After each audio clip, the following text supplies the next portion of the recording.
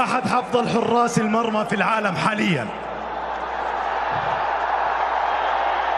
ساهم بتصدياته في منجز المنتخب المغربي الشقيق الذي حقق المركز الرابع في نهائيات كأس العالم الأخيرة. جمهور الهلال، رحبوا معي بنجم إشبيليا السابق ونجم أسود الأطلس والهلال حاليا، ياسين.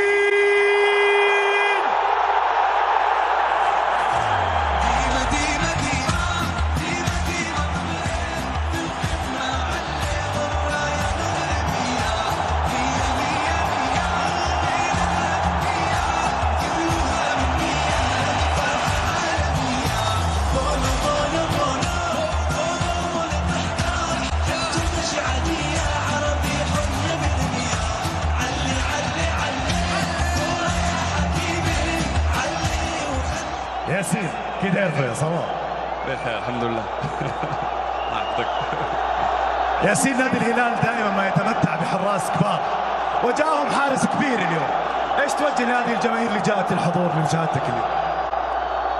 صراحة إحساس كبير نشوف هذا الجو هذا والجماهير كبيرة.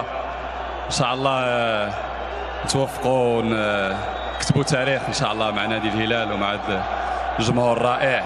تحية لكم وديما هلال.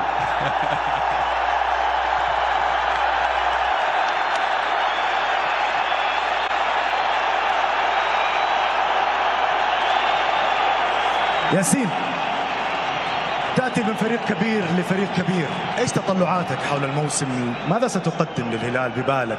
ما الذي تنوي عليه؟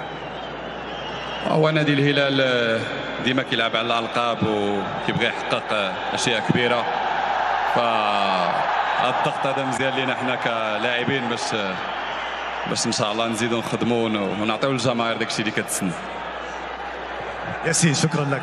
جمهور الزعيم ياسين.